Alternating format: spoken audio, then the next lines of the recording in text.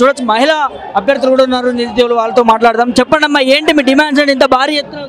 ఇక్కడ group 2 group 3లో పోస్టులు పెంచాలి అని, ఎగ్జామ్ పోస్ట్పోన్ చేయాలి అని డిమాండ్ నడుస్తుంది అనమాట. ఎందుకంటే ఇవి చేస్తాము అని చెప్పి కాంగ్రెస్ సత్తాలోకి వచ్చింది, ఇప్పుడేమో వెనక్కి తిరిగి అవేమి అట్లాంటివి ఏం చెయ్యము. ఇక్కడ డిమాండ్ చేసే స్టూడెంట్స్ కూడా ఎవరు సీరియస్గా లేరు, లేదా ఇంకెవరో చేయిస్తున్నారు అన్నట్టు ఆరోపణలు చేస్తున్నాడు అనమాట సీఎం గారు. కానీ దీనికి వ్యతిరేకంగా ఇవాళ ఇంతమంది స్టూడెంట్స్ వచ్చి పోరాడుతుంది వాళ్ళ భవిష్యత్తు కోసం. ఎన్నో సంవత్సరాలుగా మనం చూస్తున్నాం. దీనికి వ్యతిరేకంగా పోరాడటానికి వాళ్ళు ఇంతమంది స్టూడెంట్స్ ముందుకు వచ్చారు. దేశవ్యాప్తంగా మీరు చూడొచ్చు, సెంట్రల్ లెవెల్లో కూడా మీరు చూస్తే బీజేపీ మొన్నే నీట్ స్కామ్ అందరికీ తెలుసు, మధ్యప్రదేశ్ లో జరిగిన వ్యాపం స్కామ్ అందరికీ తెలుసు, యూపీ పోలీస్ ఎగ్జామ్, ఎక్కడ పడితే అక్కడ ప్రజల భవిష్యత్తుతోటి, యువత భవిష్యత్తుతోటి ఆడుకుంటున్నారు. ఇది తక్షణమే ఆగాలి. దీనికి వ్యతిరేకంగా కలిసి పోరాటమే సమాధానం అని వాళ్ళు మేము రోడ్డు మీదకి వచ్చాం. ఇవాళ రాజకీయ శక్తులే మీతో చేపిస్తా ఉన్నాయి, నిరుద్యోగులు కాదు వీళ్ళు అట మీద కూలని చెప్పారు అన్న ఆరోపణలు ఇస్తున్నారు. కానీ మీరు చూడొచ్చు, ఇక్కడ ఏ పార్టీ పేరు లేదు, ఇటువంటి ఏ పొలిటికల్ పార్టీ, ఎలక్షన్ లో పోరాడే పార్టీలు ఏవి ఇక్కడ ఇవాళ లేవు. ఎందుకంటే నిజంగా వాళ్ళు ప్రజలతోటి నుంచోరు, వచ్చి మాట్లాడడానికి ట్రై కూడా చేశారు. మా డిమాండ్ల కోసం మేము పోరాడతాము. మీరు వెనక నుంచి వచ్చి ఒట్టి కాంగ్రెస్ సెంటర్ లో బీజేపీ చేస్తుంది కూడా గుర్తుంది. ఏ మొహంతో బీజేపీ వాళ్ళు ఇక్కడికి వచ్చి మాకు సమర్థనిస్తారు? ఇవాళ వాళ్ళు సెంటర్ లో నీట్ స్కామ్ చేసినప్పుడు, మధ్యప్రదేశ్ లో వ్యాపం స్కామ్ చేసినప్పుడు ఎందుకు నమ్మాలి మేము వాళ్ళని? అందుకే అది కాదు, ఇది ఇండిపెండెంట్ గా స్టూడెంట్స్ చేస్తున్నారు అన్నది గుర్తుంచుకోవడం అవసరం. పోస్టులు మీరే పోస్ట్ పోన్ చేయమంటారు, మీరే ఉద్యోగాలు ఇవ్వట్లేదు అని చెప్తా ఉంటారు ముఖ్యమంత్రి. మరి నిజమే కదండి, వాళ్ళు పోస్ట్పోన్ సరిగ్గా చేయట్లేదు కదా. ఇన్ని ఎగ్జామ్లు పక్కనే పెట్టి ఏం అర్థం, ఏం లాభం? సంవత్సరాలు కష్టపడి వాళ్ళకి ఎగ్జామ్ సెపరేట్ గా పెట్టడం ఎంత సులభం? అది చెయ్యాలి అని వాళ్ళు అనుకుంటే నిజంగా ప్రజలు సరిగ్గా చదవగలగాలి, వాళ్ళకు ఎవరికైతే స్తోమత ఉందో వాళ్ళకు ఉద్యోగం దక్కాలి అన్న ఉద్దేశమే లేదు ప్రభుత్వం. కానీ మనకు తెలుస్తుంది కదా, పోస్టులు సరిగా లేవు, షెడ్యూల్ సరిగ్గా లేదు. ఇటువంటి పరిస్థితుల్లో ఇంత కష్టపడి ఏం లాభం? ఇంతమంది యువత వచ్చి చదువుకుని కష్టపడుతున్నారు, ఆత్మహత్యలు చేసుకుంటున్నారు, కానీ మార్పేమీ రాలేదు. ఆ ప్రవళిక ఆత్మహత్య జరిగిన రోజు తర్వాత కాంగ్రెస్ ఎన్నెన్నో నినాదాలు చేసింది, స్టూడెంట్స్ కోసం పనిచేస్తామని. కానీ వాళ్ళు ఏమీ చెయ్యట్లేదు.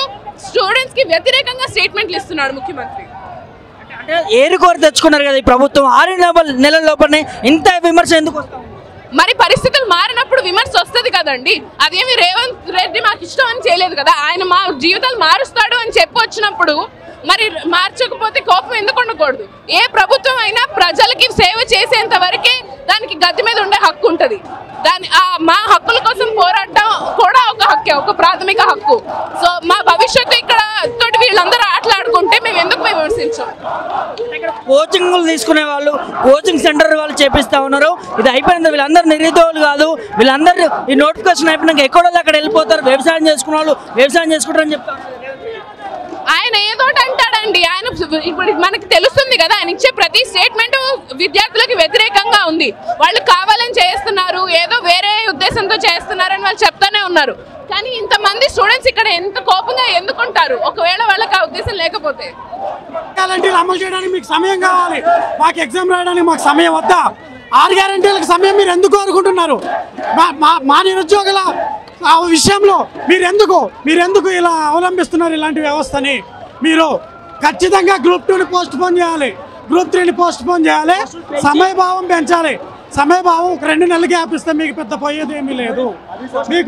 మేము 10 సంవత్సరాల నుంచి వెయిట్ చేస్తున్నాము. మా బాధ మీరు వినండి. మా బాధ వినుకోకుండా అందరూ ఇన్స్టిట్యూట్లు యాజమాన్యం ఉంది, ఇక్కడ ఏ ఇన్స్టిట్యూట్ యాజమాన్యం ఉంది?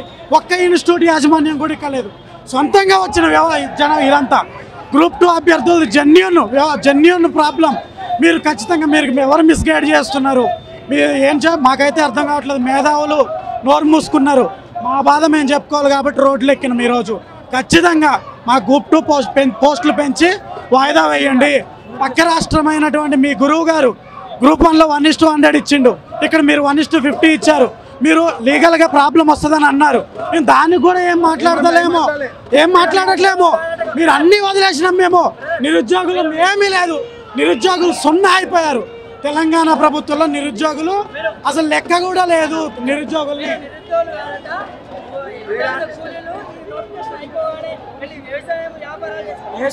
నిరుద్యోగుల్ని అడ్డా కూలీలు అంటున్నారు, నిరుద్యోగుల్ని సన్నాసులు అంటున్నారు, తలకమాసినోళ్ళు అంటున్నారు. ఒక ముఖ్యమంత్రి పదవిలో ఉండి, ఒక బాధ్యతాయుతమైనటువంటి ప్రోటోకాల్ పదవిలో ఉండి ఎలా మాట్లాడాలి, ఒక నిరుద్యోగిని మీద ఎలా మాట్లాడాలి? ఇంతమంది నెల రోజుల నుంచి ఎంతో ఇబ్బంది పడుతున్నాం. మేము టీజీపీఎస్సీ ముట్టడి చేసినాం. ఎక్కడైనా వాట్సాప్లు చెక్ చేసి లోపలేసేది ఉందన్న, వాట్సాప్లు చెక్ చేస్తున్నారు. వాట్సాప్ చెక్ చేసి ఇప్పుడు పోలీస్ డిపార్ట్మెంట్ వాళ్ళు ఉంటారు, వాళ్ళకి పోలీస్ సంక్షేమ సమితి వాట్సాప్లు ఉండవా? మేము నిరుద్యోగ సంక్షేమ సమితి వాట్సాప్లు ఉంటాయి, గ్రూప్స్ ఉంటాయి. ఆ గ్రూప్ ఉంటే తీసి లోపలేస్తున్నారు, మెట్రోలు బంద్ చేస్తున్నారు, బయటకు వస్తే కొడుతున్నారు అన్నా, పోలీసు వాళ్ళు కొడుతున్నారు, యూనివర్సిటీలో అరెస్ట్ చేస్తున్నారు, కొడుతున్నారు. ఇది అసలు ఉందా? తెలంగాణ ఉద్యమంలో కొట్టిర్రు, మళ్ళీ అదే కాంగ్రెస్ ప్రభుత్వం మళ్ళీ ఇప్పుడు కొడుతుంది మమ్మల్ని. మా బాధను ఎవడు పట్టించుకుంటాడు?